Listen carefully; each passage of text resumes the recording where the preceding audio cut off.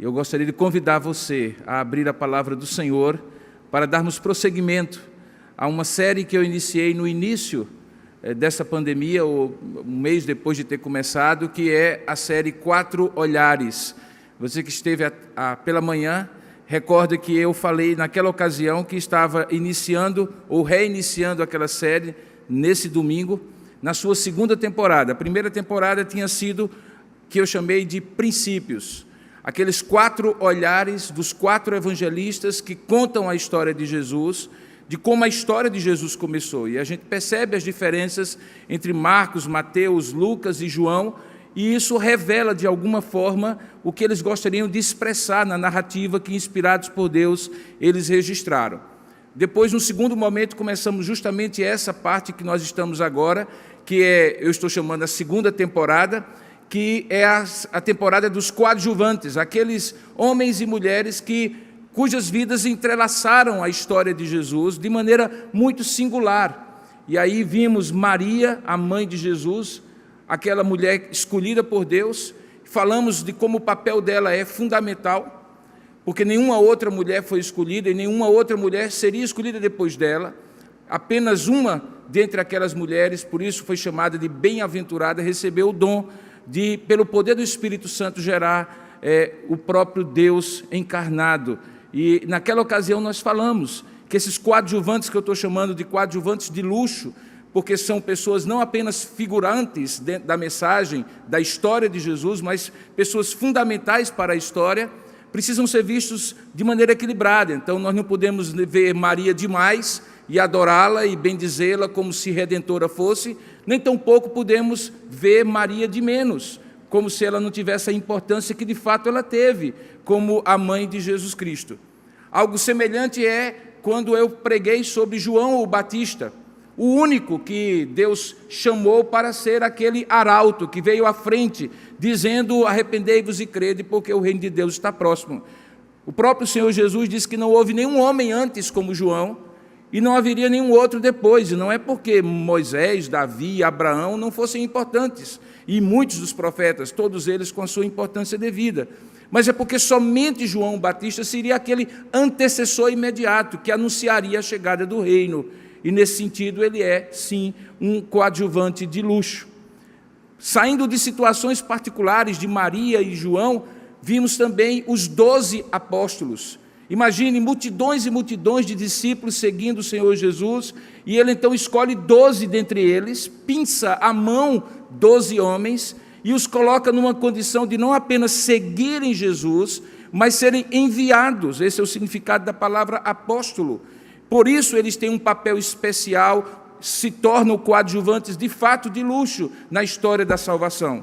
E, obviamente, quando eu estou falando de luxo, eu não estou falando de pompa nem de circunstância, mas de privilégio, de prestígio, de uma condição diferenciada dos demais. Vimos, na última vez que eu preguei sobre isso, que um deles, em particular, tinha sim um papel importante, tanto é que nas 4 listas que os evangelhos trazem dos apóstolos, pelo nome, ele sempre está em primeiro lugar, ele sempre é chamado Simão Pedro o principal, ou Simão Pedro o primeiro dentre os apóstolos.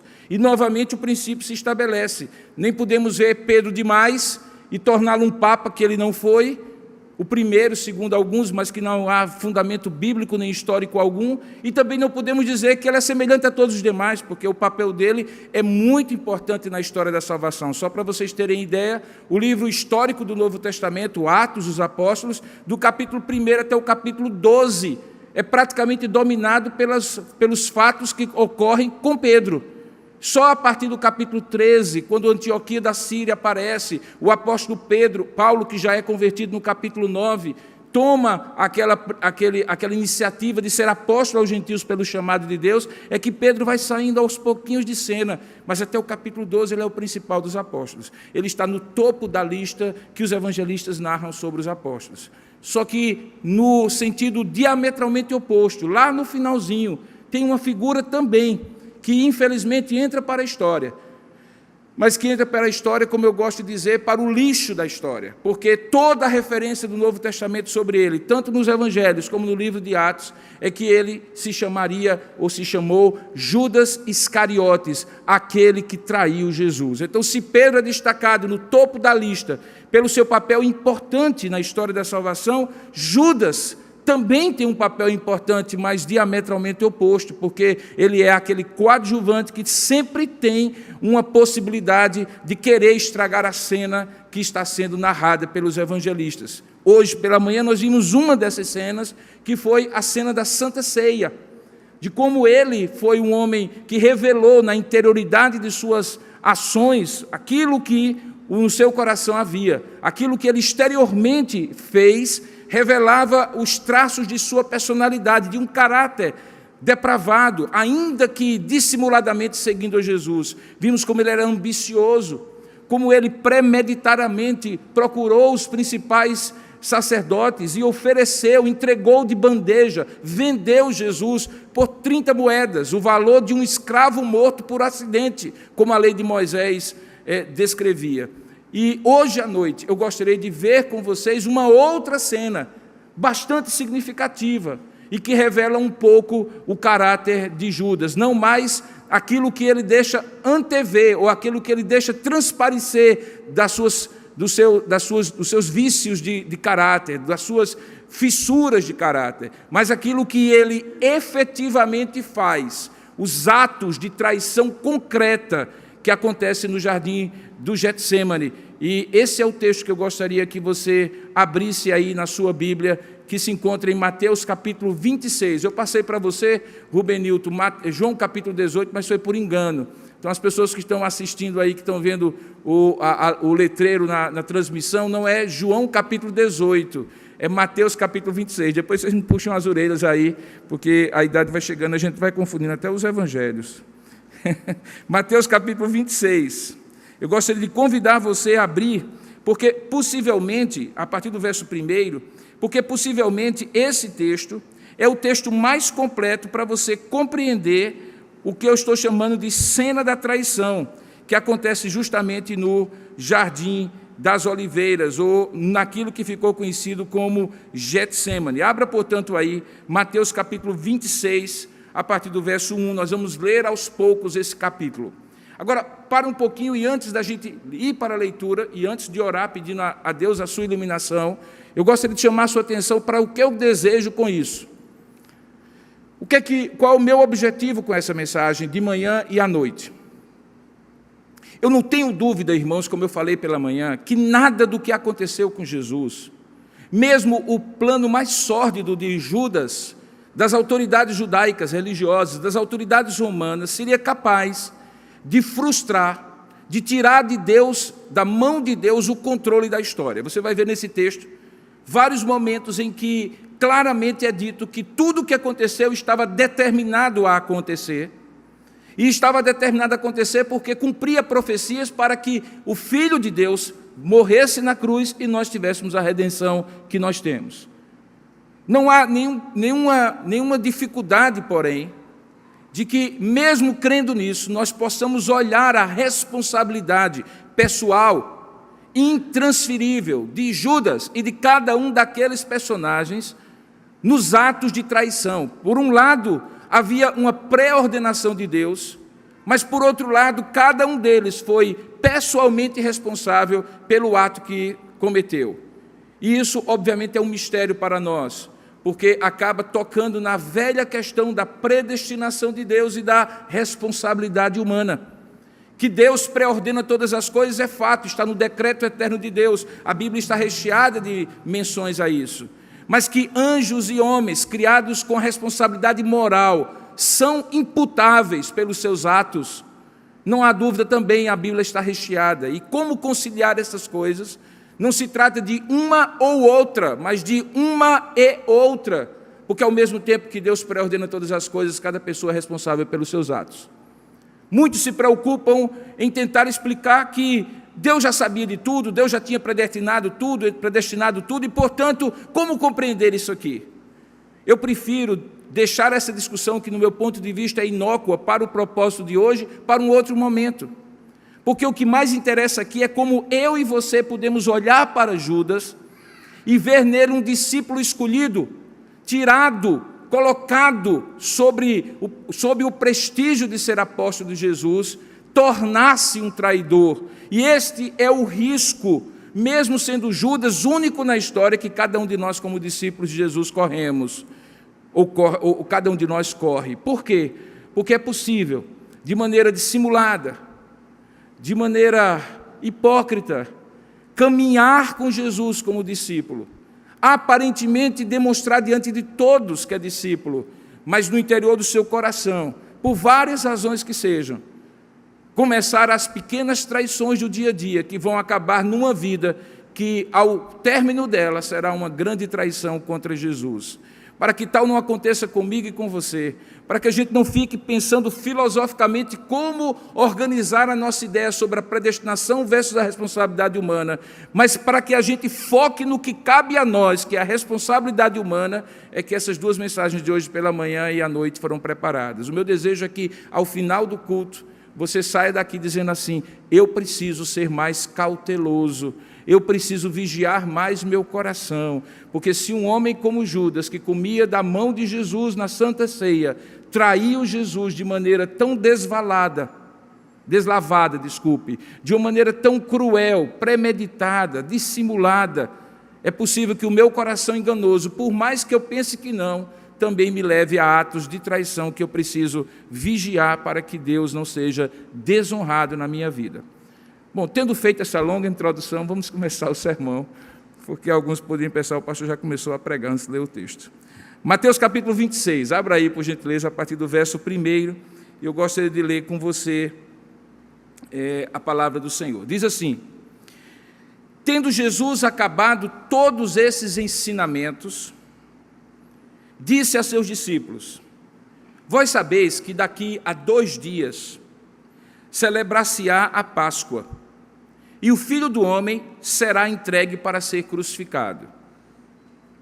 Então os principais sacerdotes e os anciãos do povo se reuniram no palácio do sumo sacerdote chamado Caifás e deliberaram prender Jesus à traição e matá-lo. Mas diziam entre si: não durante a festa, para que não haja tumultos entre o povo. Ora, estando Jesus em Betânia, na casa de Simão o leproso, aproximou-se dele uma mulher trazendo um vaso de alabastro cheio de precioso bálsamo, que ele derramou sobre a cabeça, estando ele à mesa. Vendo isto, indignaram-se os seus discípulos e disseram: para que esse desperdício? Pois este perfume podia ser vendido por muito dinheiro e dar-se aos pobres. Mas Jesus, sabendo disso, disse-lhes: por que molestais essa mulher? Ela praticou uma boa ação para comigo, porque os pobres sempre os tendes convosco, mas a mim nem sempre me tendes, pois ela, derramando este perfume sobre o meu corpo, já o fez para o meu sepultamento. Em verdade vos digo que onde for pregado em todo o mundo este evangelho, será também contado o que ela fez para a memória sua. Então, e veja que aqui nós estamos uma narrativa que algumas coisas acontecem no lugar simultaneamente a outras que estão acontecendo em outro lugar. E aí ele dá uma pequena virada no texto e diz: então, um dos 12, chamado Judas Iscariotes, indo ter com os sacerdotes, isso antes da ceia, propôs o seguinte: o que me quereis dar, e eu entregarei a vocês Jesus. E pagaram-lhe 30 moedas de prata. E desse momento em diante, buscava Judas uma boa ocasião para entregar Jesus. No primeiro dia, então, da festa dos pães asmos, que é a Páscoa, vieram os discípulos a Jesus e lhe perguntaram: onde queres que te façamos os preparativos para comeres a Páscoa? E ele então lhes respondeu: ide à cidade, ter com certo homem e dizer-lhe assim: o mestre manda dizer, o meu tempo está próximo, em tua casa celebrarei a Páscoa com os meus discípulos. E eles fizeram exatamente como Jesus lhes ordenaram e prepararam a Páscoa. Chegada a tarde, pôs-se ele à mesa com os seus 12 discípulos, portanto Judas estava presente, e enquanto comiam, declarou Jesus, E aí eu estou fazendo uma leitura de Mateus 26, igual àquela que eu fiz de hoje pela manhã, de João capítulo 13. É a mesma história. E enquanto comiam, declarou Jesus: em verdade vos digo que um dentre vós me trairá.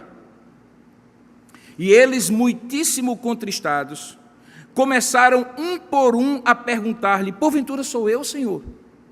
E ele respondeu: o que mete comigo a mão no prato, esse me trairá. O Filho do Homem vai, como está escrito a seu respeito, mas ai daquele por intermédio de quem o Filho do Homem está sendo traído. Melhor lhe fora não haver nascido. Então, Mateus destaca a pergunta que Judas faz agora. Então Judas, que o traía, e veja o verbo, já o traía, não iria traí-lo, mas já estava traindo, perguntou: acaso sou eu, mestre? Veja a dissimulação. Acaso sou eu, mestre? E então Jesus responde: tu o disseste. Enquanto comiam, então tomou Jesus um pão e, abençoando-o, partiu e deu aos seus discípulos. E ele então institui a ceia. No versículo 31, pulando um pouco, Jesus diz a Pedro que ele haveria de ser alguém que o negaria. Isso vai até o versículo 35, e agora chegamos ao final da minha leitura, no verso 36. Depois de terem ceado, em seguida foi Jesus com eles a um lugar chamado Getsêmani, que nada mais é do que o Monte das Oliveiras em outras passagens. E então ele disse a seus discípulos: assentai-vos aqui, eu vou ali orar. E levando consigo a Pedro e aos 2 filhos de Zebedeu, que são João e Tiago, começou a entristecer-se, a angustiar-se. Então lhes disse: a minha alma está profundamente triste até a morte, ficai aqui e vigiai comigo. E aí adiantou-se um pouco, prostrou-se novamente sobre o seu rosto e orando dizia: meu Pai, se possível, passa de mim este cálice, todavia não seja como eu quero, e sim como tu queres. E voltando para os seus discípulos, achou-os dormindo. E então disse a Pedro: então nem uma hora pudestes vós vigiar comigo? Vigiai e orai, Pedro, para que não entreis em tentação. O espírito, na verdade, está pronto, mas a carne é fraca. E tornando-se pela 3ª vez a retirar-se, orou de novo e novamente dizia: meu Pai, se não é possível passar de mim este cálice sem que eu o beba, faça-se a tua vontade. E voltando, achou-os outra vez, dormindo, porque os seus olhos estavam pesados. E deixando-os novamente, foi orar pela 3ª vez, repetindo as mesmas palavras. E então voltou para os discípulos e lhes disse: ainda dormis e repousais? Eis que é chegada a hora, e o Filho do Homem está sendo entregue na mão de pecadores. Levantai-vos, vamos, o traidor se aproxima. Falava ele ainda, e eis que chegou Judas, um dos 12, e com ele uma grande turba com espadas e porretes, vinda da parte dos principais sacerdotes e dos anciãos do povo. Ora, o traidor, Judas, tinha combinado com eles este sinal: aquele a quem eu beijar é esse, prendei-o. E logo aproximando-se de Jesus, lhe disse: salve, mestre, e o beijou. Jesus, porém, lhe disse: amigo, para que vieste? Nisto, aproximando-se eles, deitaram as mãos em Jesus e o prenderam. E eis que um dos que estavam com Jesus, que no outro evangelho nós sabemos que é Pedro, estendendo a mão, sacou da espada e, golpeando o servo do sumo sacerdote, cortou-lhe a orelha. E então Jesus lhe disse: coloca a tua espada na bainha, pois todos os que lançam mão da espada, a espada perecerão. Acaso pensas que eu não posso rogar a meu Pai, e ele me mandaria neste momento mais de 12 legiões de anjos? Como, pois, se cumpririam as Escrituras segundo as quais assim deve suceder? Naquele momento disse Jesus às multidões que estavam ali: saístes com espadas e porretes para prender-me, como se eu fosse um salteador. Todos os dias no templo eu me assentava convosco, ensinando, e não me prendestes. Tudo isso, porém, aconteceu para que se cumprissem as escrituras dos profetas. Então, os discípulos, todos, deixando-o, fugiram. Que Deus abençoe a sua palavra lida. Amém. Curva a sua cabeça por um instante, vamos falar com Deus. Esse texto tem uma dramaticidade clara. Talvez antes da cruz é o texto mais dramático da história da última semana de Jesus. Não há como ler esse trecho como se estivesse lendo um romance qualquer. Nessa hora, o nosso Salvador está sendo traído e sendo preso como se fosse um assaltante qualquer. Peça a Deus nesse momento que você tenha a devida noção dessa história, não como história qualquer, mas como a história. E que nesta noite, seja você que está aqui, seja você que está participando à distância, Deus lhe leve a entender o que estava por trás da traição de Judas. E fale ao seu coração: ó Deus, nós oramos que assim seja, que pela Tua graça e misericórdia, de fato, o Senhor nos permita ouvir a Tua voz.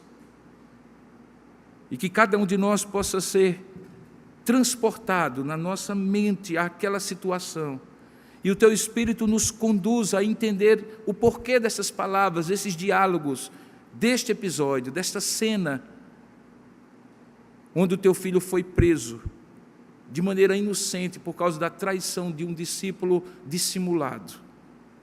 Ó Deus, dá-nos agora a Tua clareza, o discernimento do Teu Espírito, fala ao nosso coração. É o que nós oramos em nome e para a glória de Jesus. Amém, Senhor.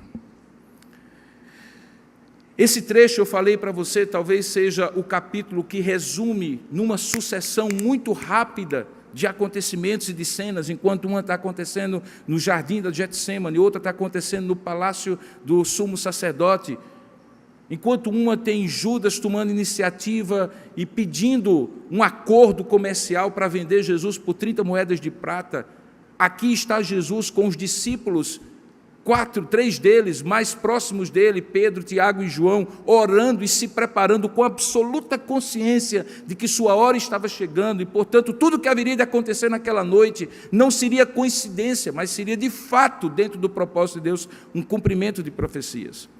Esse texto que nós lemos, ele é dinâmico assim como eu coloquei na leitura, porque ele acontece de uma tarde para uma noite, com exceção das primeiras partes, dos primeiros versos desse capítulo, quando a preparação da Páscoa está em foco, todos eles acontecem assim, de uma hora para outra.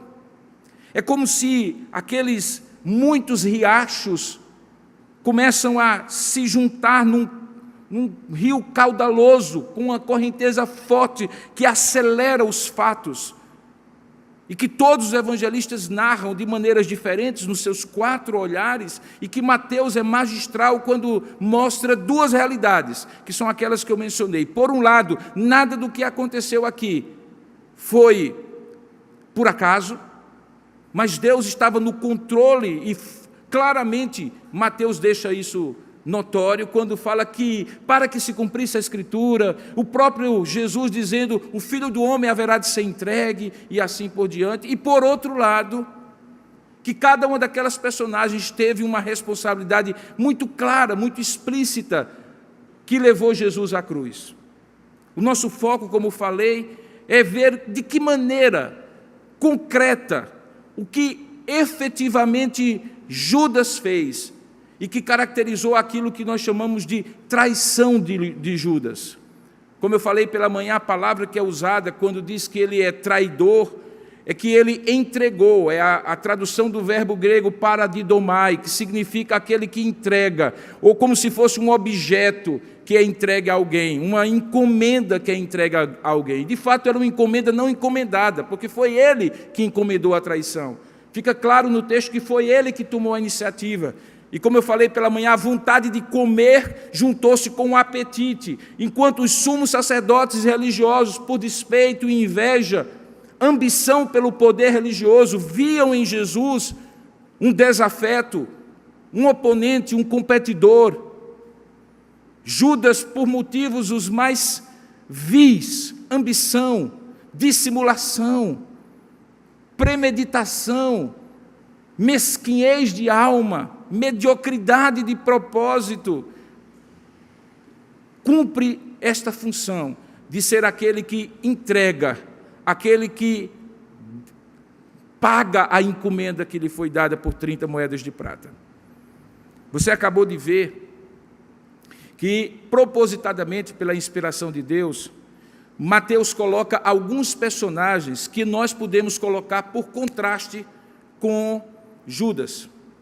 Por exemplo, ele coloca aqui a figura de Pedro, que é um contraste natural, porque ambos traem Jesus, ambos negam o vínculo afetivo, espiritual, o discipulado que Jesus tinha feito com eles. Vocês se recordam, por exemplo, que Pedro é aquele que nega, no momento do julgamento, logo depois disso, que sequer conhecia Jesus. Mas o desfecho da vida de Pedro e o desfecho da vida de Judas são diametralmente opostos. Ambos pecaram, ambos eram discípulos. Ambos, de alguma forma, negam e traem o vínculo com Jesus. E embora, obviamente, de maneira objetiva, o que Judas fez foi muito mais sério, porque ele não apenas omitiu-se, negando o vínculo, mas ele entregou o seu próprio Senhor aos algozes.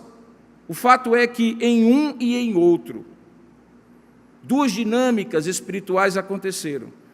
O texto diz que Pedro entristeceu-se profundamente, e lá na frente ele é restaurado, embora já tivesse desistido de si mesmo. É naquela hora em que Jesus o vê na pesca maravilhosa, já totalmente desalentado e desanimado, e o chama, e ali faz aquelas famosas 3 perguntas: Pedro, tu me amas? Tu me amas? E aí restaura Pedro ao apostolado.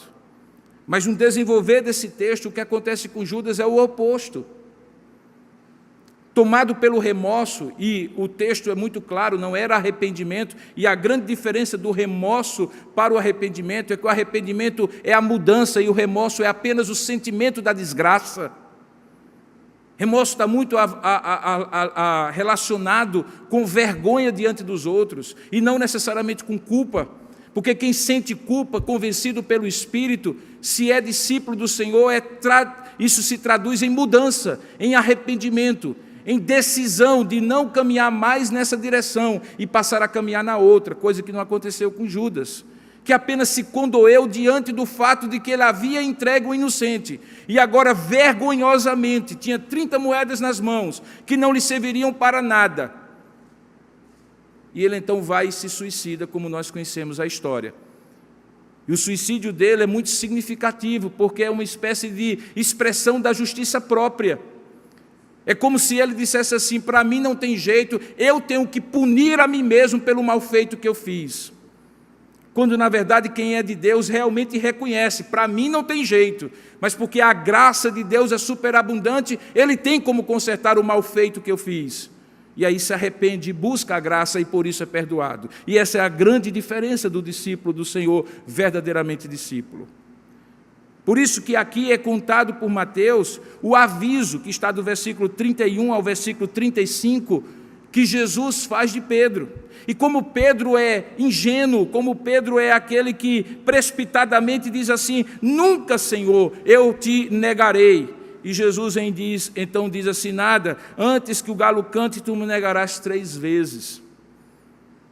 O contraste que Mateus quer estabelecer aqui é que é possível ter, sim, queridos, como Pedro e como Judas, uma falha profunda de caráter, não ser resoluto, não ser perseverante, ser volúvel, como é característica do coração humano, que é enganoso e desesperadamente corrupto. Não é que Pedro é melhor do que Judas. O texto aqui quer demonstrar exatamente o contrário, é que Pedro e Judas são igualmente pecadores, que eles não tinham sido chamados como discípulos porque eram melhores do que os demais, ou dentre eles havia um melhor do que os outros. Não, todos são igualmente pecadores. A grande diferença é que, diferentemente de Pedro, Judas tinha se agregado ao ser chamado por Jesus como seu apóstolo, já havia se agregado como discípulo, de uma maneira dissimulada e descomprometida. Isso fica claro quando a sua fé é provada. A dissimulação dele chega a tal ponto que quando Jesus, do versículo 20 ao versículo 25, aponta o traidor, naquele momento, como eu expliquei pela manhã íntimo, em que havia um prato principal ali, as ervas amargas, como uma espécie de vinagrete, que as pessoas pegavam o pão sem fermento da Páscoa e molhava e colocava na própria boca. Ele recebe o privilégio, o luxo de Jesus pegar com a mão dele, colocar no vinagrete e colocar na boca de Judas para que ficasse claro que aquilo que estava profetizado, aquele que põe a mão comigo no prato, esse me trairá. E é exatamente isso que acontece. Naquela dissimulação, quando é descrito, Jesus interroga, ou melhor, declara a todos, e é interrogado por todos: será eu, Senhor, o traidor? Mas Judas é destacado, como eu coloquei no versículo 25, quando o próprio Mateus diz, depois de todos terem perguntado, serei eu, Senhor, e depois do próprio Jesus dizer, o Filho do Homem vai, como está escrito a seu respeito, mas ai daquele por intermédio de quem o Filho do Homem está sendo traído, melhor lhe fora não haver nascido. Mesmo diante disso, diz a palavra que Judas, que o traía, teve o desplante, a dissimulação de dizer assim, Senhor, acaso sou eu? Não sei se exatamente nesse tom, mas num tom que ficou muito claro para Jesus que ele tinha consciência de que estava de fato traindo. E embora os outros não conseguiram perceber que era ele o traidor, entre ele e Jesus havia clareza. Jesus sabia que ele era o traidor e ele sabia que estava traindo já Jesus, quando tinha feito o acerto com os sumos sacerdotes. De modo que quando Jesus lhe responde no final do versículo 25, tu o disseste, Jesus utiliza-se das próprias palavras de Judas para a condenação do próprio Judas. Coisa que ele faz também diante do interrogatório que vai suceder. E todas essas circunstâncias são preparadas no mesmo dia, coisas assim, uma em cima da outra, para chegar àquilo que eu chamo de o ápice da traição de Judas, que acontece justamente do verso 36 ao verso 46, que é o foco da mensagem. O texto diz que Jesus já conhecia, e os seus discípulos também, aquele lugar para onde eles tinham ido. O Monte das Oliveiras, quem visita Jerusalém ainda hoje, é separado da esplanada do templo pelo ribeiro de Cedron. É possível ver do templo o Monte das Oliveiras, inclusive a Catedral das Nações, e é possível ver do Monte das Oliveiras o pináculo do templo, as muralhas do templo e o Domo da Roca, que hoje é uma mesquita muçulmana, aquela imagem clássica de Jerusalém. Era comum que as pessoas tivessem ali, no Monte das Oliveiras, um lugar de repouso. Imagine milhares de pessoas, dias e dias, fazendo a festa da Páscoa, vindo de todos os lugares de Jerusalém, e estando naquele lugar para os sacrifícios da Páscoa, para as comemorações da Páscoa, havia pregadores leigos, além dos sacerdotes que estavam fazendo os sacrifícios, que ficavam naquela esplanada, milhares de pessoas, dentre as quais Jesus que estava ali. E quando chegava ao fim do dia, eles corriam, porque a cidade ficava cheia de gente, para as pequenas cidades vizinhas que se viam de cidades dormitório. Algumas delas, para ir a algumas delas, precisava passar pelo Monte das Oliveiras. Provavelmente, inclusive, para ir para Betânia, a terra de Maria, Marta e Lázaro, onde Jesus costumava se hospedar todas as vezes que ia para Jerusalém. Quando eles passavam pelo Monte das Oliveiras, ali havia uma casa, que era a casa de fazer azeite. Getsemane traduz a ideia de uma prensa de óleo. Aquelas oliveiras que eram tiradas, eram colocadas naquele moinho, esmagadas pedra contra pedra, para que dali saísse o óleo e vários tipos de refinos faziam com que aquele óleo fosse útil para iluminação, para alimentação, e também o óleo mais sagrado que era levado para o templo, o óleo mais fino, mais refinado. Aquele lugar era um lugar de esmagamento da oliveira. Por isso tem esse nome, além de Monte das Oliveiras, Getsemane ou Getsemane. E é naquele momento que Jesus, com seus discípulos, com exceção de Judas, porque Judas saiu logo depois e só volta para prender Jesus com a turba de capitães do templo, ele diz aos seus discípulos, veja aí no verso 36, assentai-vos aqui enquanto eu vou ali orar. Nesse momento nós encontramos céu e terra se encontrando na oração de Jesus.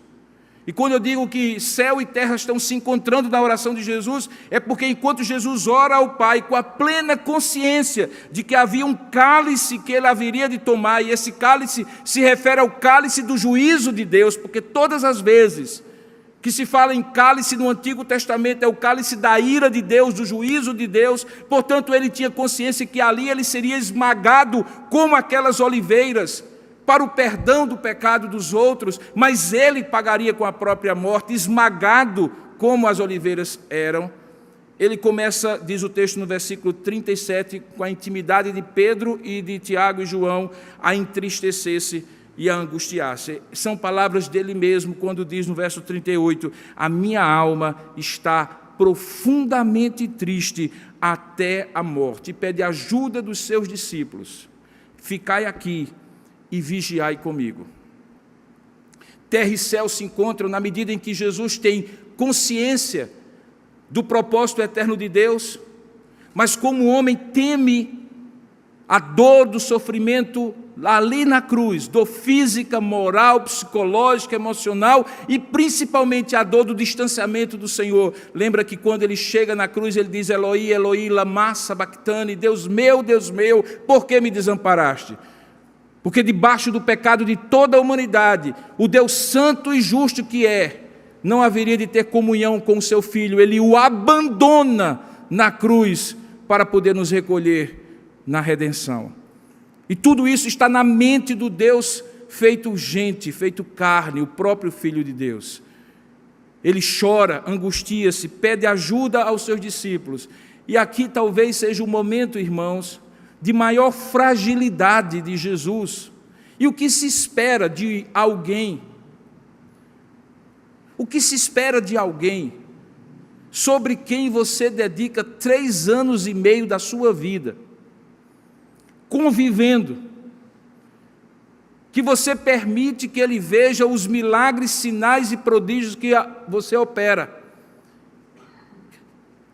que ele lhe chama dentro da multidão de discípulos para uma categoria especial chamada apóstolos, para continuarem a obra dele depois que ele morrer. O que se espera de Pedro, Tiago, João e, consequentemente, também de Judas, como discípulos?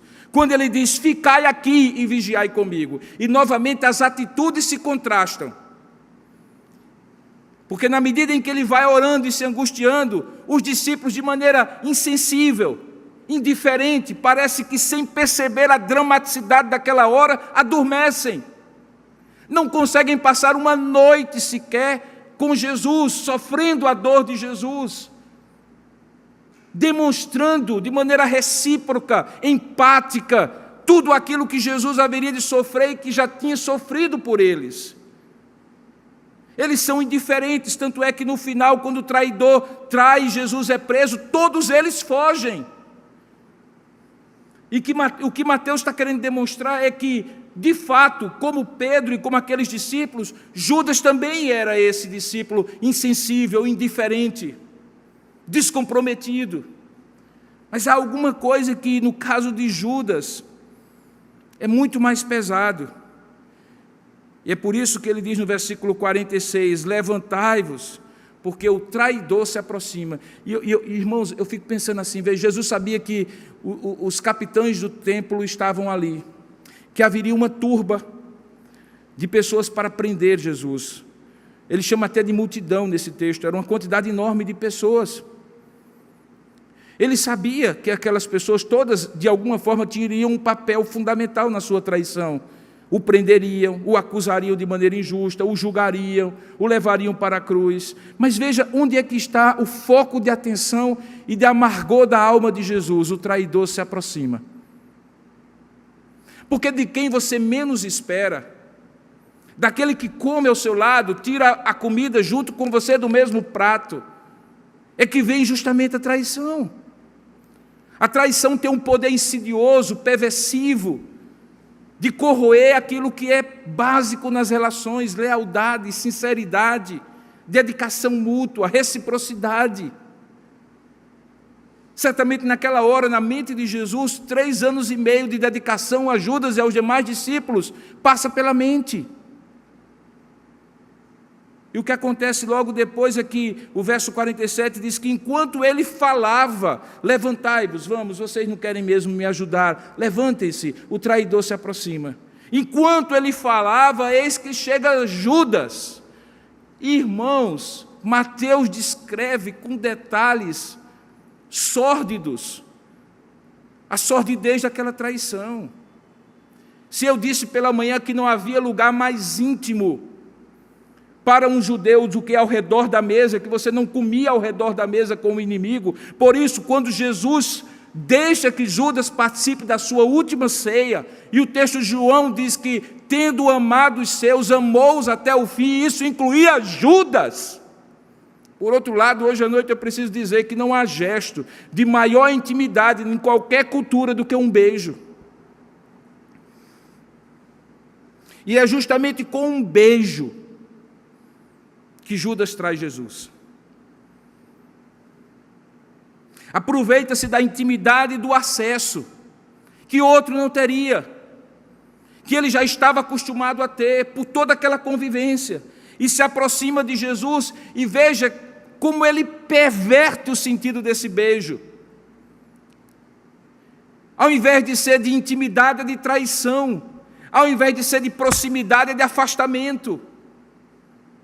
Isso combinado, premeditadamente com os algozes de Jesus, na escuridão daquele bosque de oliveiras. Ele combina com os seus algozes, olha, como eles não conheciam, porque Jesus não andava com colarinho eclesiástico como os religiosos de hoje. Possivelmente ele poderia passar incólume numa multidão, e ainda mais no escuro. Judas combina com aqueles homens que haveriam de prender Jesus, que o sinal da sua traição seria o beijo.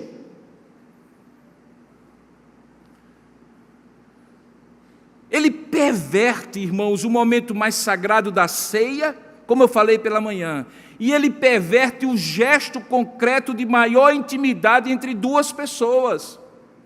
O ósculo, que Paulo vem a chamar lá na frente de ósculo santo, característico dos cristãos, que se cumprimentavam mostrando o afeto cristão e que os discípulos certamente já praticavam na época de Jesus. E ele perverte isso de maneira dissimulada, cruel. É quase de não se reconhecer nesse homem um discípulo.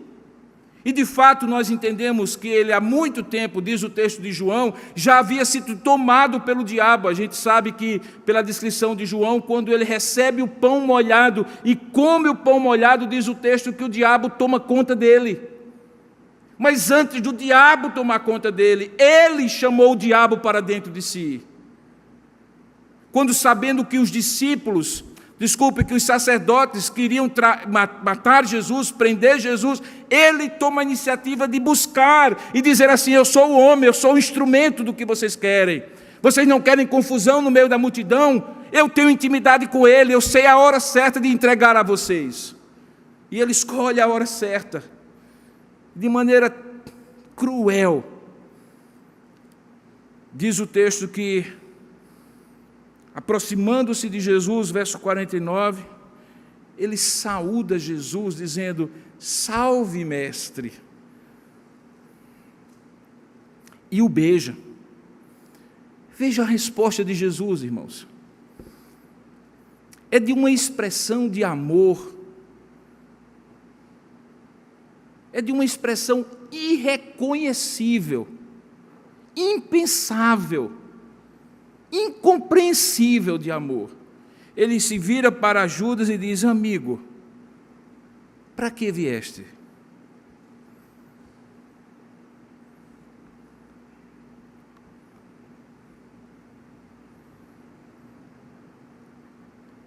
Jesus sabia.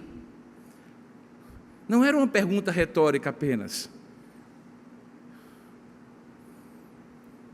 Eu tenho plena certeza, irmãos, que quando Jesus diz para Judas: amigo, para que vieste?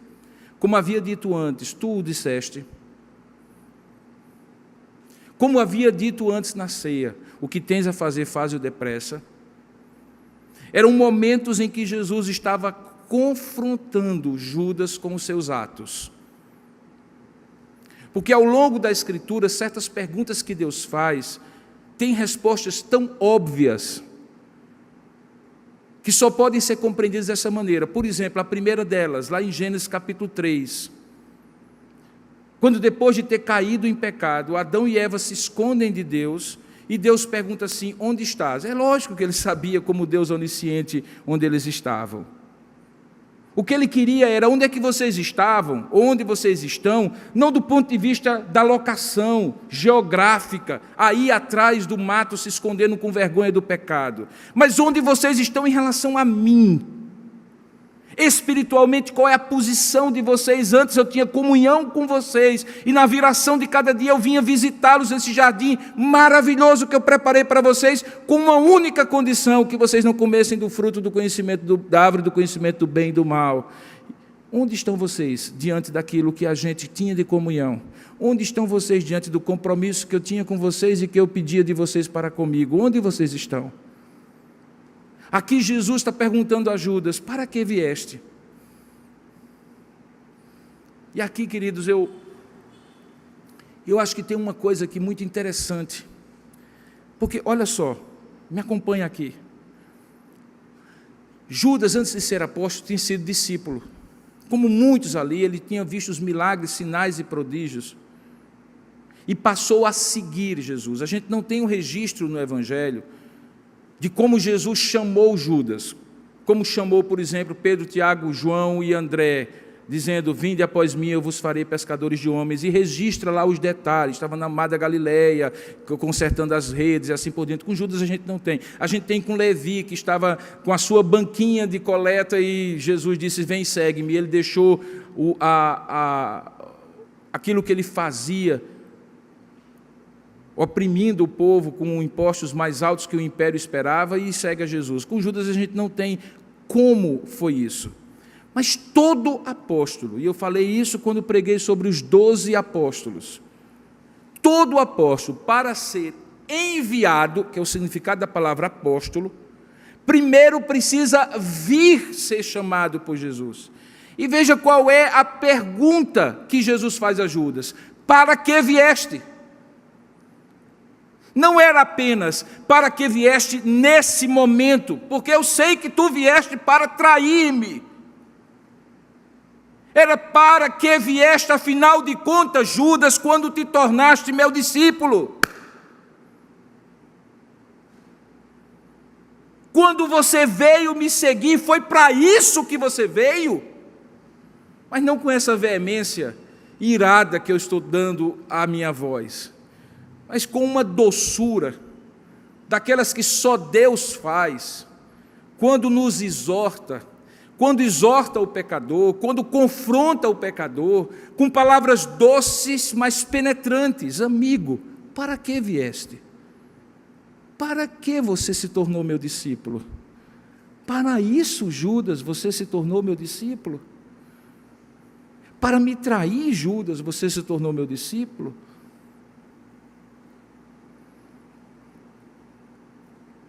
O texto diz que a resposta ficou sem resposta, porque o verso 50 diz que nisto, aproximando-se eles, deitaram as mãos em Jesus e o prenderam. E novamente uma atitude é confrontada, a atitude de Pedro, que saca na sua ira, na sua reação colérica, a sua espada e passa na cabeça de Malco, o servo do sumo sacerdote, e tira a orelha dele. O outro evangelho diz que Jesus vai lá e coloca a orelha de volta e cura aquele homem que inclusive estava ali para prendê-lo. Essa história, irmãos, se alguém inventasse um dia, era inacreditável. Ela só é acreditável porque ela é tão extraordinária que só pode ter sido inspirada por Deus. Porque é alguém que chama o traidor de amigo, é alguém que cura a orelha arrancada por um seu discípulo para defendê-lo, sendo este que vinha para prendê-lo, como era o servo do sumo sacerdote.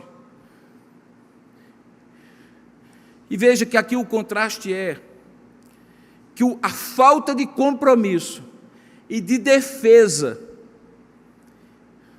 e de lealdade que Judas demonstrava com Jesus é contrastada com o mau jeito, sincero, mas mal feito de Pedro demonstrar sua lealdade a Jesus, quando tira a orelha do servo do sumo sacerdote.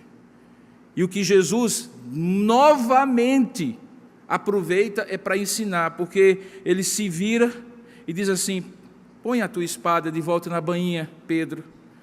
Pois todos os que lançam mão da espada, veja aí no verso 53, também a espada perecerão.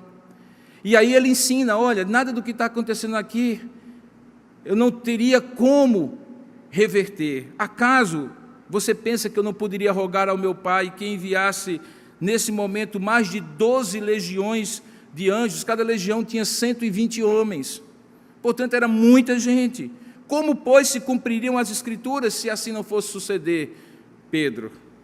E naquele minuto, naquele momento, Jesus então se dirige às multidões e confronta, dizendo assim: vocês estão me prendendo como se eu fosse um salteador, mas eu sou o Salvador, e vocês verão quando isso acontecer. Tudo isso, porém, aconteceu, dizia ele, para que se cumprissem as Escrituras dos profetas. E naquele momento levam Jesus preso, e aí vem mais uma atitude contrastada. Todos abandonam Jesus. Todos fogem de perto de Jesus. A gente coloca o peso sobre Judas da traição, e é pesada a traição de Judas. A gente coloca o peso da negação de Pedro, e é pesada a negação de Pedro. Mas todos os outros também fugiram e abandonaram o meu Senhor, o seu Senhor. Nós estamos chegando à conclusão do que eu quero contrastar, o que eu quero ensinar nesta noite. Queridos, em dado momento, quando Jesus estava muito tempo desses fatos, sendo questionado, ele disse algo muito interessante. Ele disse assim: a sabedoria é justificada por suas obras. Era um ditado popular. Era um ditado popular. Seria mais ou menos equivalente a quem disso usa, disso cuida, nos dias de hoje. Ou seja, aquilo que você pensa, aquilo que você crê, aquilo que você acha de valor, aquilo que você valoriza, vai se traduzir nas suas atitudes práticas. Esse é um sinal de como aqui aconteceu exatamente isso.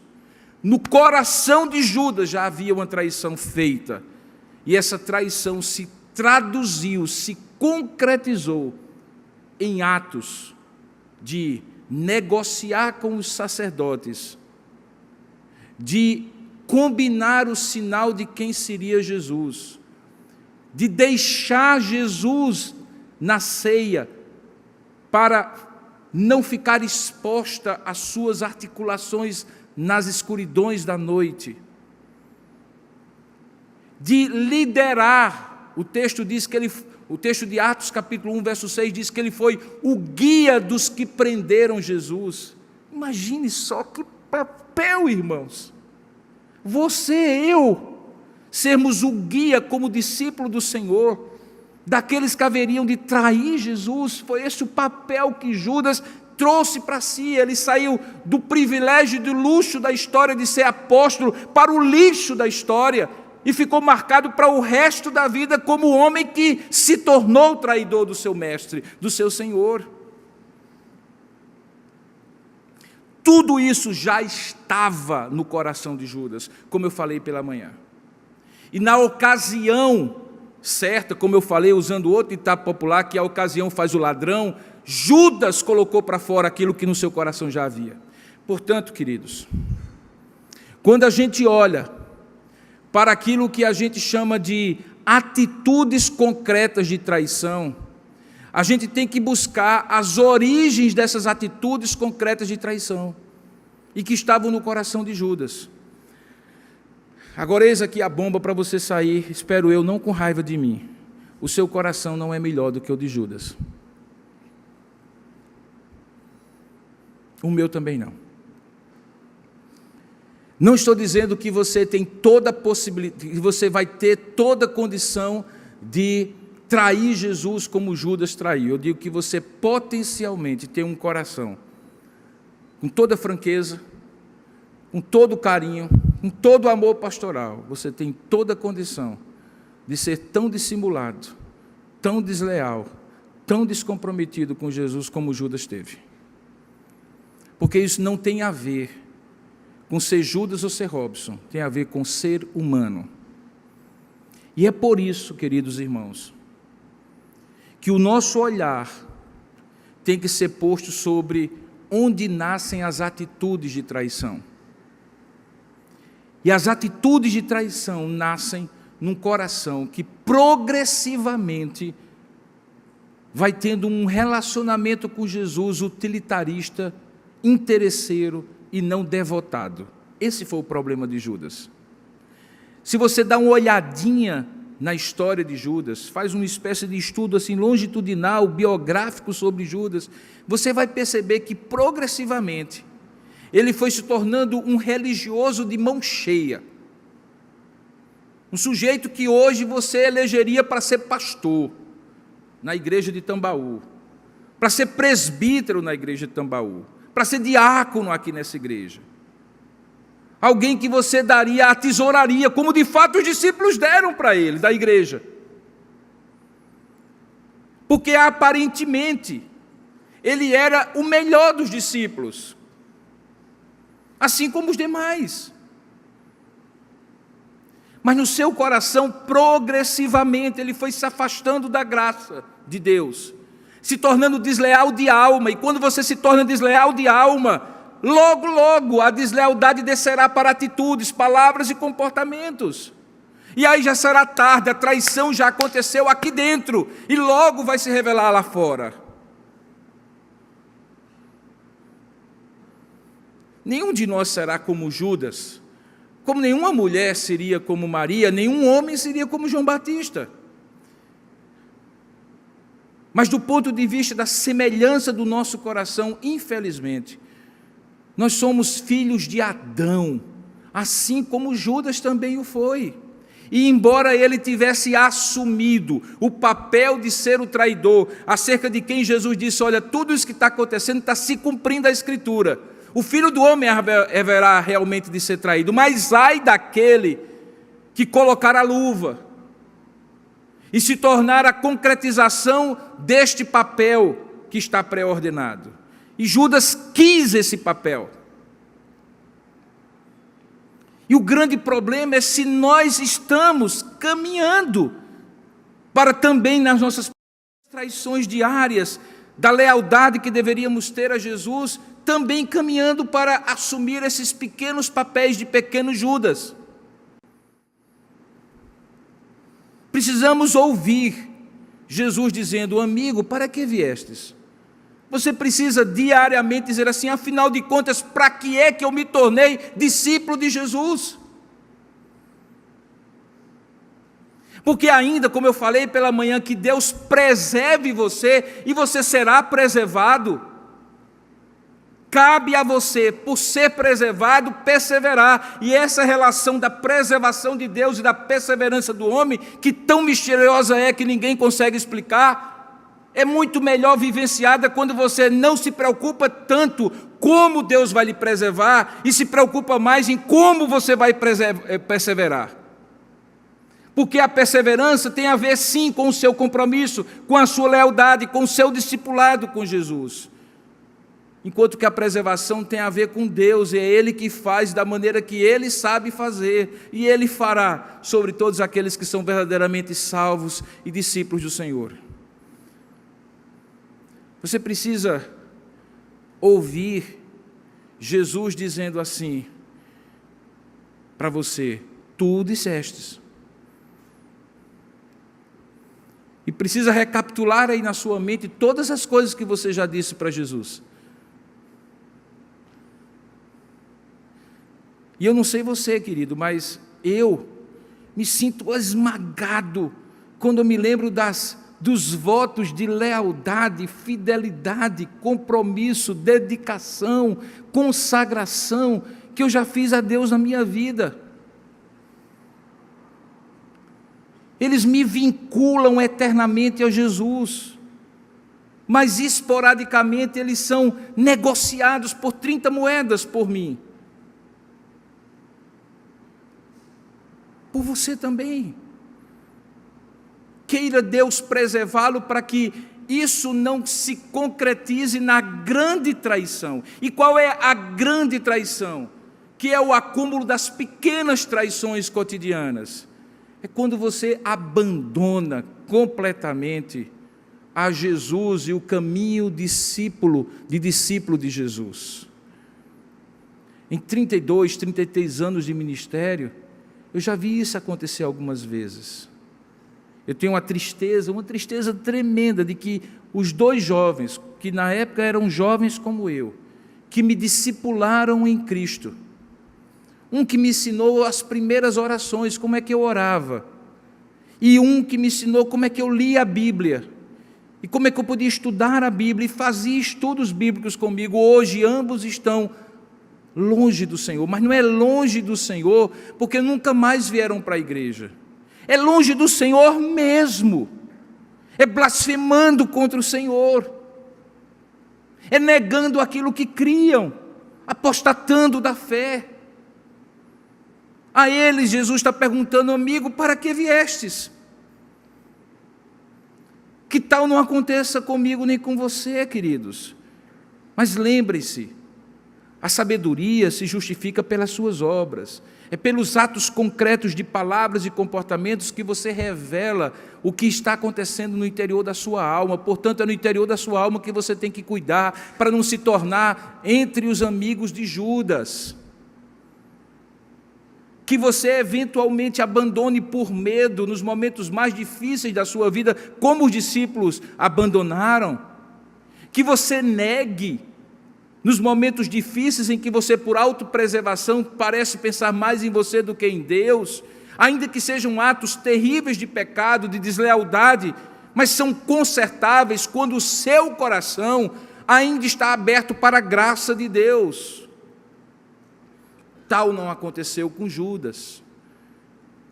Ele já havia fechado a sua alma para Jesus. E o desfecho da sua vida, irmãos, é terrível. Tomado pelo remorso, Judas tenta consertar. Volta para os sumos sacerdotes e os sacerdotes e diz assim: está aqui o dinheiro que vocês me deram. Eu entreguei um inocente. A essa altura Jesus estava preso, ainda não tinha sido condenado e não tinha sido crucificado. Talvez Judas pensava assim: eu vou fazer o seguinte, eu vou consertar a besteira que eu fiz. Sabe o que acontece? Aqueles homens que haviam usado aquele discípulo, juntando a fome com a vontade de comer, eles queriam matar e destruir Jesus, e Judas foi o instrumento para isso. Eles pegam o dinheiro de Judas e dizem assim: esse dinheiro é maldito, esse dinheiro é dinheiro de sangue, ele não serve sequer para ser colocado no gasofilácio do templo. E eles jogam, as moedas de prata caem no chão, e depois essas moedas são usadas para comprar um cemitério de estrangeiros, perto de Jerusalém, perto do vale de Enom. Jesus valeu o terreno de um cemitério, de um escravo morto por acaso, segundo a lei de Moisés. E tudo isso por causa de Judas, o traidor. Você entende agora porque para a história ele saiu do luxo de ser apóstolo de Jesus para o lixo da história. Que tal não aconteça nem comigo, nem com você? Mas deixa eu reiterar encerrando.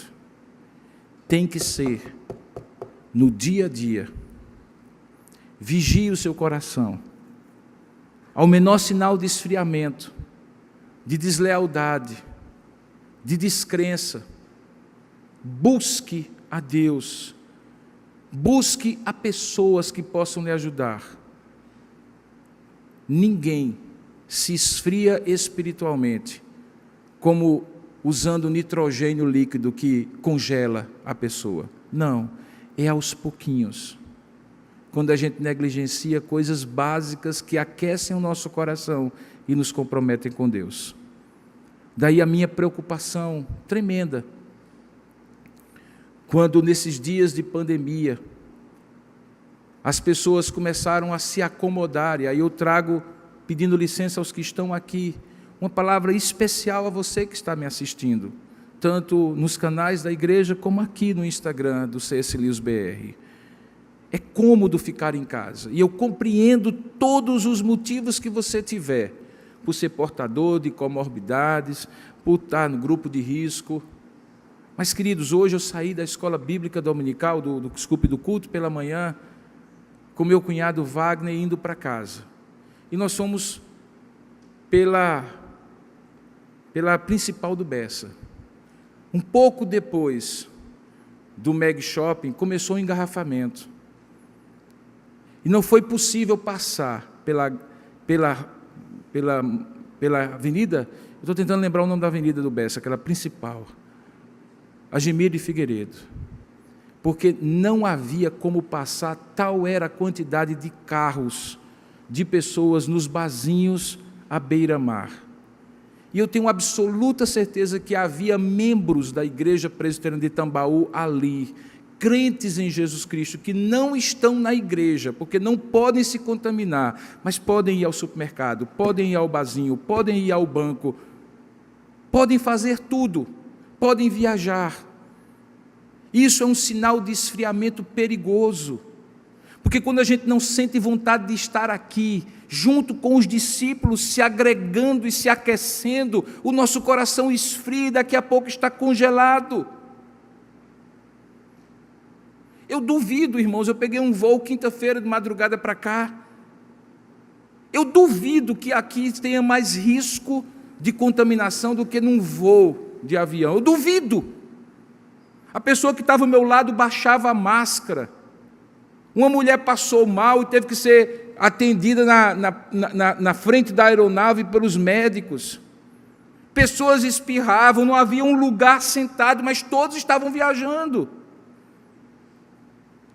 A gente evita ir ao supermercado, mas quem aqui já foi nesses últimos dias, vê por que razões crentes em Jesus Cristo, com todos os cuidados que nós tomamos aqui, não estão aqui para adorar a Deus nem pela manhã nem à noite.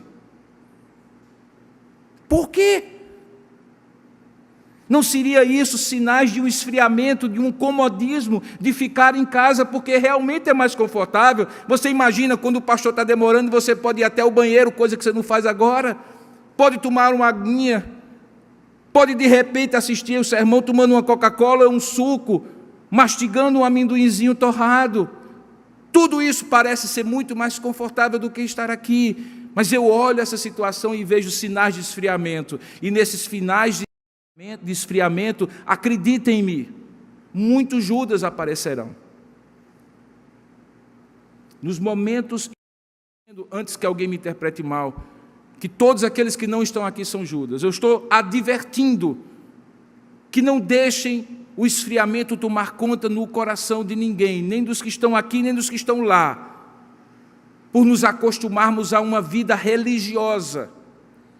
O Brasil hoje vê estupefato, sinais e mais sinais, personagens e mais personagens, que pouco tempo atrás eram considerados como ícones da vida evangélica no Brasil, e que estão sendo esfregados na nossa cara todos os dias à noite, como exemplos de mau testemunho, e o nome deles sempre é dito: pastor, pastora, missionário, evangélico. É perceptível que está havendo um esfriamento e o mundo está esfregando na cara da igreja o descompromisso dos crentes que têm facilmente começado como discípulos, até sendo chamados para serem enviados como apóstolos, mas no meio aparecem 30 moedas de prata e uma combinação que no frigir dos ovos, como diziam os antigos, vai acabar na traição de Jesus. Não aquela, essas que a gente comete no dia a dia. Daí a advertência pastoral: cuidem das raízes da traição, porque quando os frutos e as flores e os atos concretos de traição surgirem, pouca coisa haverá de ser feita, porque já se enraizou no coração e produziu fruto. Que nós possamos, de maneira contrita, lembrar, por exemplo, agora que nós vamos cear. Existe uma grande polêmica dos teólogos, porque os evangelhos parecem sugerir que Jesus deixou Judas participar do momento em que ele transforma a Páscoa na ceia, e outros talvez imaginam que não, naquela hora, antes de cear, Judas saiu. Nós vamos cear. Você é convidado a participar. Agora, suponhamos que Judas tenha participado da ceia. Você consegue conceber alguém que no coração já tinha colocado 30 moedas no bolso, já tinha traído Jesus, já tinha acertado tudo e combinado o beijo, e mesmo assim teve a insensibilidade de pegar o pão e comer o pão, e pegar o cálice e tomar o cálice, como se tivesse comunhão com Deus? Mas, queridos, nós corremos o mesmo risco de fazer isso hoje à noite, como em outros momentos de ceia. É simplesmente fazer aquela oração litúrgica superficial: Senhor, me perdoa pela multidão dos meus pecados, e pronto. Mas Deus quer mais do que isso para a sua igreja. Ele quer que discípulos que comunguem com Ele sejam de fato, e que estejam de fato em comunhão com Ele, comprometidos, cheios de falhas, porque somos pecadores, mas comprometidos, capazes de pecar, mas desejosos de não pecar, fazendo uso diligente dos meios de graça para se fortalecer, porque, como Ele mesmo falou, vigiai e orai, porque o espírito está pronto, mas a carne é fraca. Se for assim, você vai participar da ceia hoje, de uma maneira que não foi a maneira que Judas e aqueles que o negaram Jesus, como Pedro, e que abandonaram Jesus, participaram, não como discípulos desleais, mas como discípulos comprometidos. Que Deus nos ajude, que Deus fortaleça o nosso coração, e que esse tempo difícil que nós estamos passando seja um tempo que Deus, provando o seu povo, separe joio e trigo, deixando muito claro quem é quem no Senhor. E não serei eu que direi quem é joio e quem é trigo. As próprias atitudes de Judas revelaram que ele era o filho da perdição, aquele que haveria de ser o traidor. Que Deus nos ajude para que não sejamos em momento algum como Judas. Curva a sua cabeça por um instante, vamos falar juntos com Deus e clamar a Deus e pedir isso a Deus. Tanto você que está aqui como você que está nos assistindo, vamos orar a Deus juntos. Ó Deus amado e querido Pai, nós rogamos a Ti misericórdia, porque bem sabemos, ó Deus, o potencial que há em nós de Te desagradar, de Te desonrar, de fazer aquilo que não Te agrada, porque somos a semelhança de Judas, pecadores. Caminhamos contigo, mas frequentemente somos desleais a Ti. Perdoa as nossas deslealdades, para que possamos de fato e de verdade ser comprometidos contigo, que nós não sejamos objetos, nem instrumentos, nem agentes da grande traição contra Ti, que é Te abandonar. Perdoa-nos e dá-nos a Tua graça, Senhor. Nós oramos em nome e para a glória de Jesus. Amém.